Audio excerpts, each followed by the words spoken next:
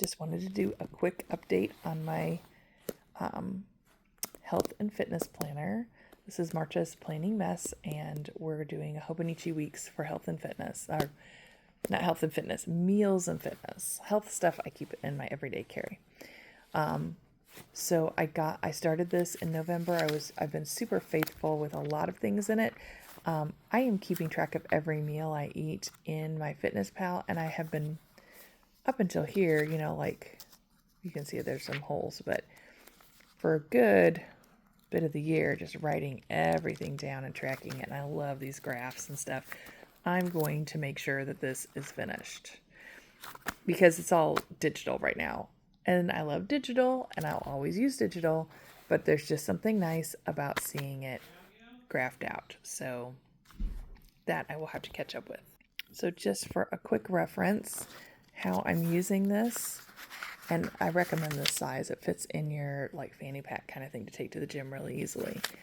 But I don't really have a use for this. I was plotting out paydays, but that has nothing to do with meals and fitness. So I don't know why I put that in here. I'm using this to track my steps, and as you can see, I'm really far behind because we're about to hit August, but it's all on my phone, so it'll be easy to move over.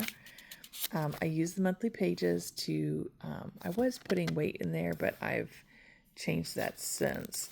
I'm using it at this point just for my workouts. So here's June, and I started working with a meal nutrition coach, and so I've gotten a lot more stuff in. So that's working well for me, putting like weight and or measurement and total distance for the week over in this column.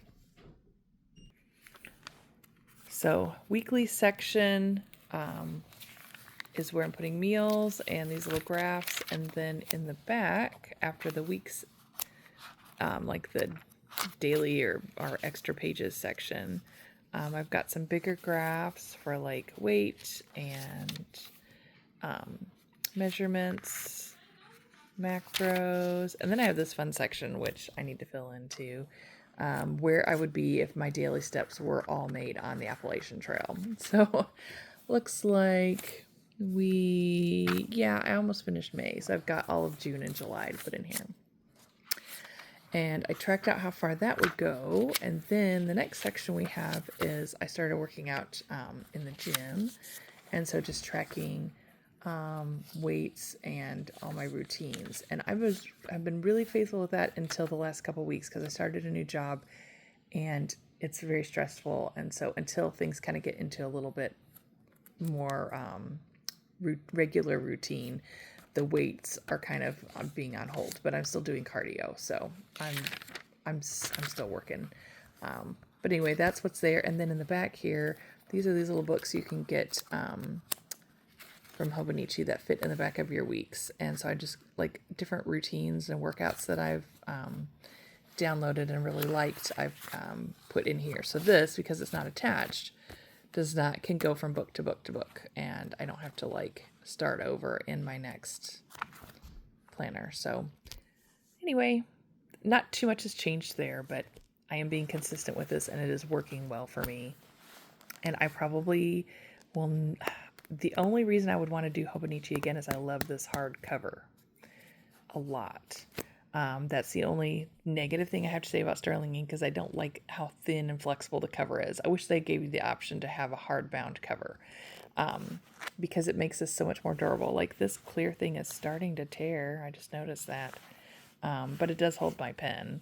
But if I had to get rid of it, I could, because the book could stand alone with no problems. So this size and the horizontal layout works really well. So probably next year I will get a Sterling ink N2 for horizontal, probably the compact, for my meal and fitness planner.